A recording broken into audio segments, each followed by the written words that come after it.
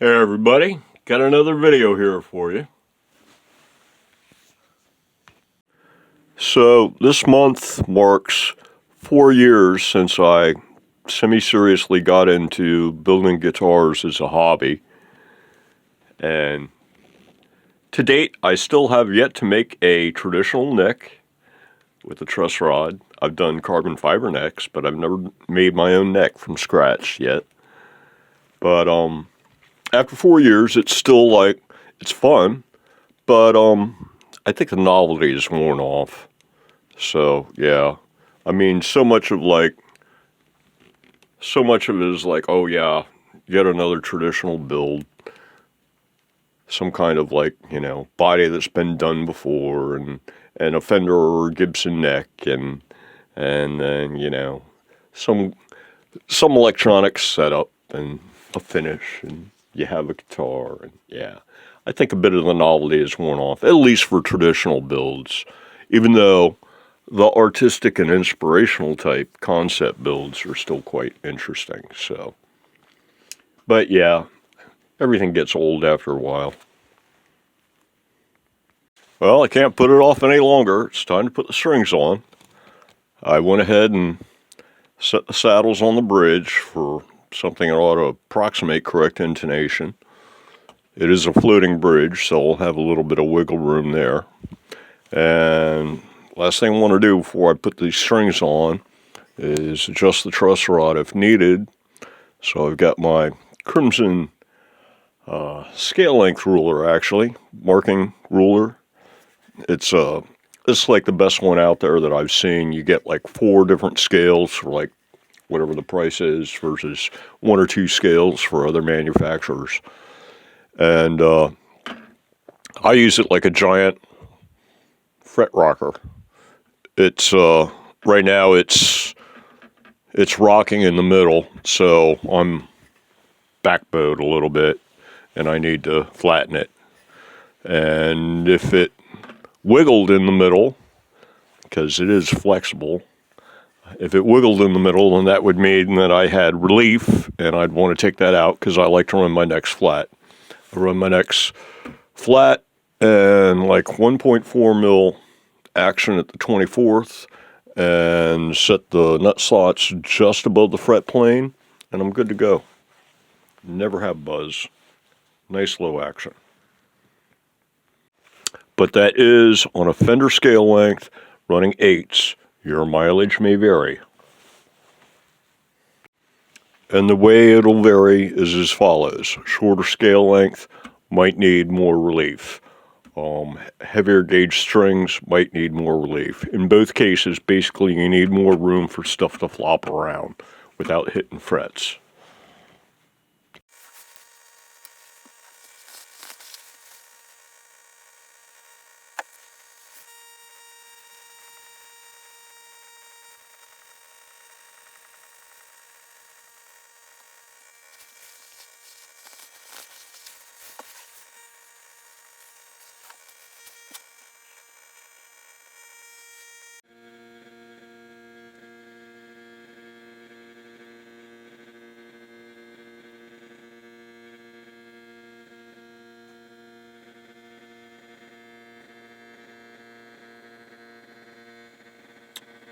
Muy delicioso.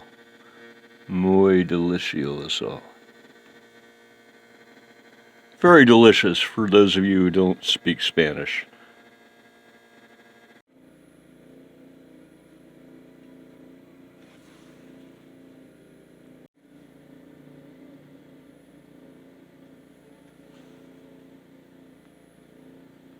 I think it was in the previous episode that I mentioned that I had a new right-size saw on the way, and it's arrived, and I've set it up because it's time to use it.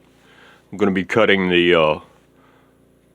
1x6 material in order to do the stands for the depth pick guard. And as you can see, this stuff is too big for the little saw, but not a problem for the big saw. And this is basically the same size as that handheld circular unit that I set up on a little table. And so yeah, it's like a 4.5-inch blade, something like that. And it was on Amazon. I think it was like $90, something like that. So yeah, so now I've got right size tool for the job, and it goes and everything. So not really high speed, but then again, it's a larger blade, so it should do the job, hopefully. We'll find out.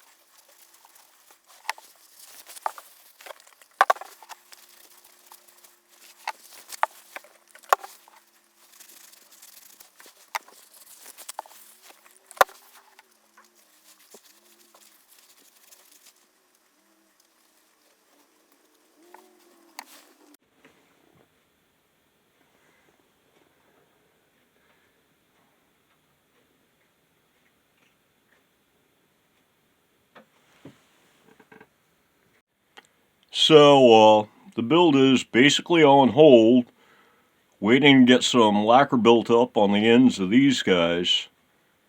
And I mean, you won't really see, it's kind of underneath the depth pickguard and everything, but if you hold it up close and take a look, you know, the user would go, hey, look, there's not a whole lot of lacquer on the side of these things, so on the ends. It's ingrained, so it's taking a little bit longer. But I think this is coat 4 or 5, something like that. And I'll just keep putting it on until it looks good. I don't think I'll have to worry about sanding or buffing or anything, because it's not getting any orange peel or runs or anything like that. It's just taking time to build, so I'm guessing 6 to 8 coats, something around there. Well, I have no idea how I did it, but these things are totally the wrong size. They're like 13 and 14 millimeters tall, and I need something more like 23 or 25 millimeters tall, something in that range.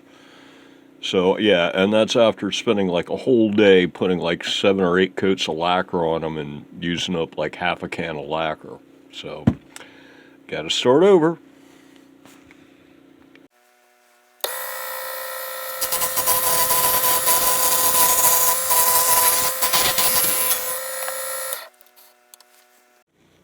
Gotta say, man, this thing's nice. Smooth, quiet, cuts well. I'm impressed. Yep. Too bad that the wood split. Guess I gotta try yet again.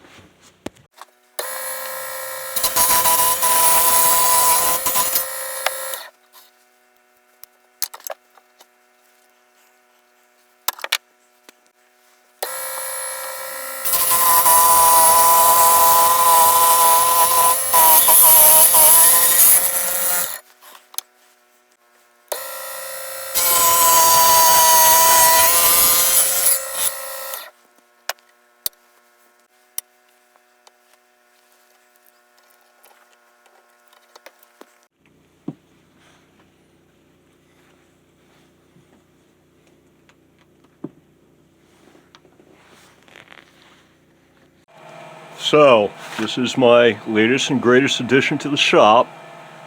It's a lacquer drying cabinet. Very simple, low dollar one. I saw a guy on YouTube doing I look for videos on YouTube about how to build a paint drying cabinet. And there's like one for doing Japanese lacquer, or there was a guy who was using an old bread box and a light bulb for the heat source, and he was drawing painted parts for model cars.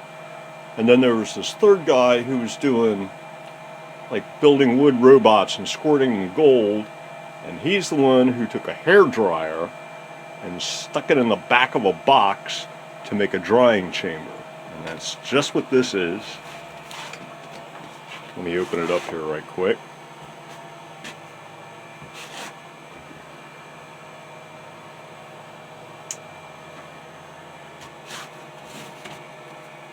And it's on and running at the moment, and there are parts inside drying. The stand for the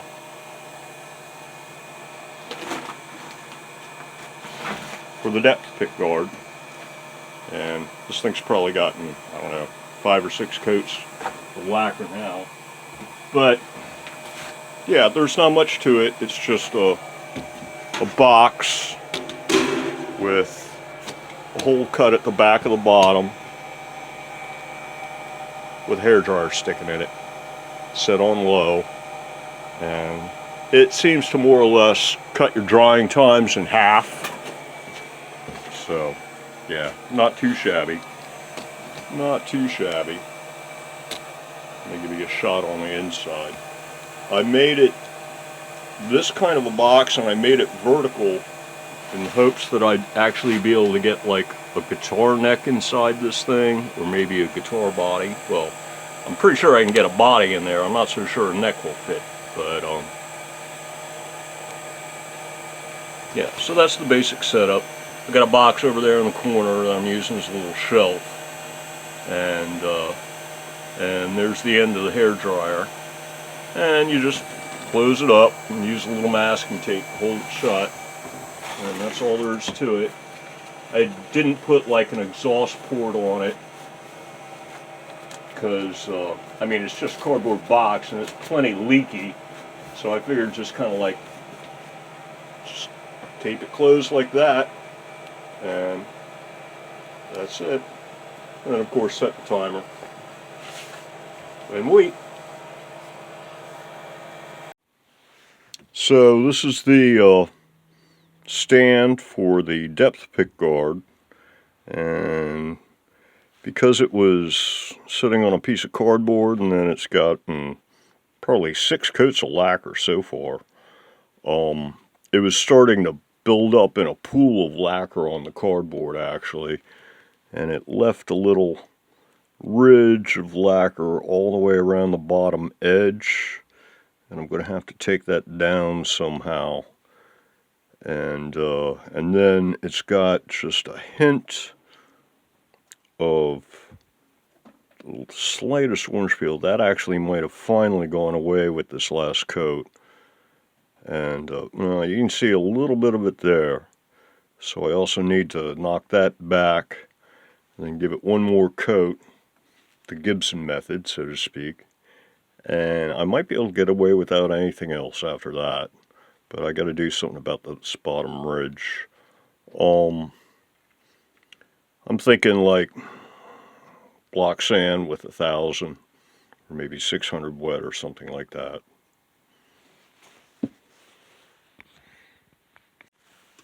Actually, I think I might try a scraper. Scrapers are better than sandpaper.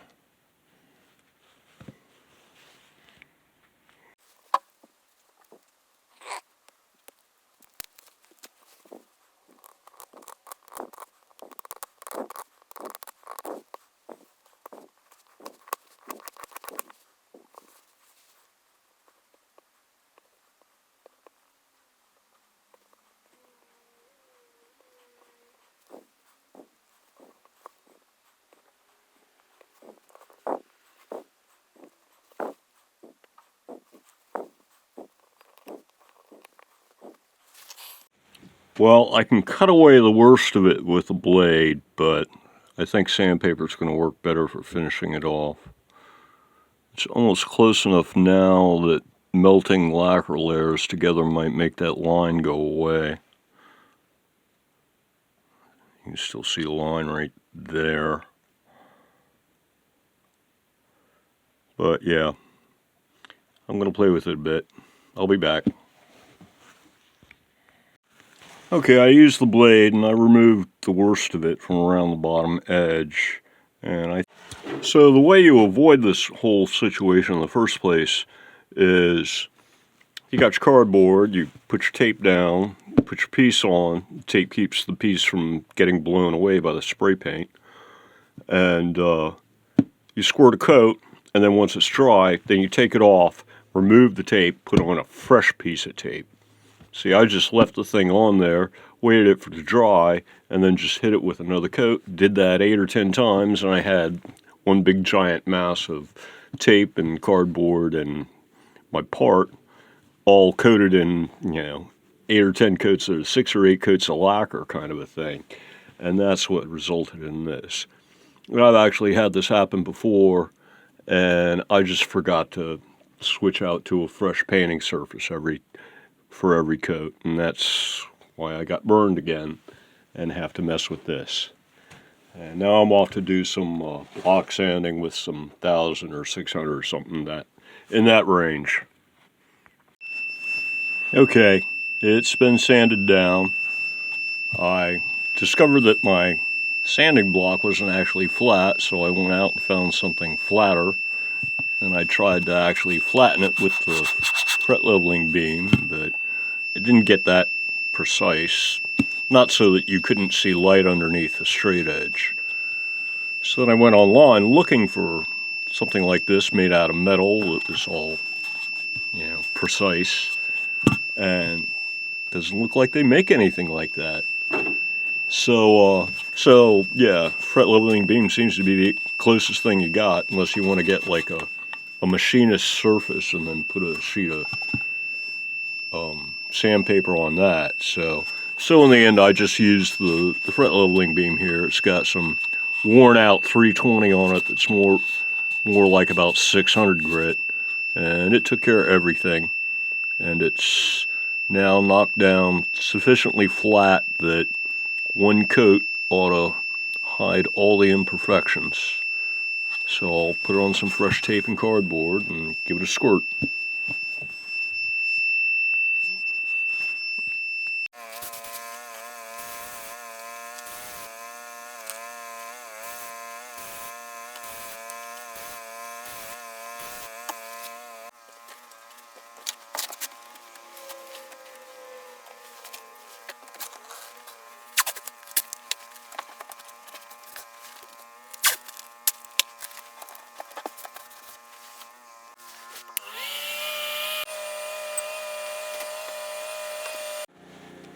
10 minutes in the drying box, and it's, you can touch it. It's probably still soft, but it's dry enough that you can touch it, and it's not sticky or anything. So, yeah. And it's got a nice dipped in glass thing going on. So, yeah. I think once this sets up a bit more, it should be ready to go. I guess I'll, I don't know, put it up on a shelf for an hour or something like that.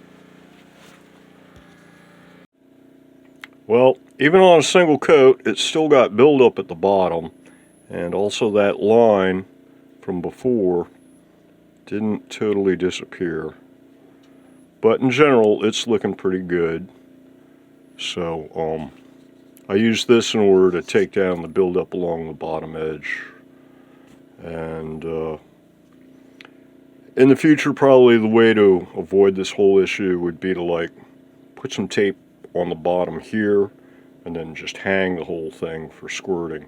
And then it wouldn't be sitting on a surface and it wouldn't get buildup. Another possibility would be rig up some kind of like painter's triangles or pyramids or stands or whatever. But anyway, this is ready to go, so time to glue it up.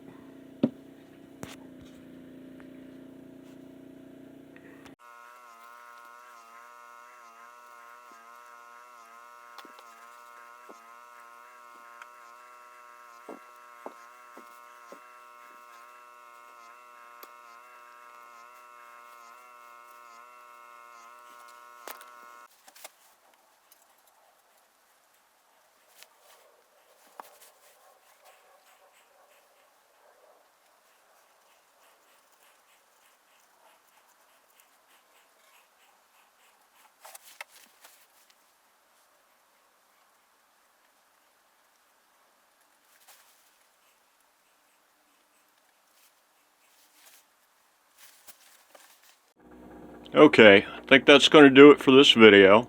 So until the next one, everybody, have a good one.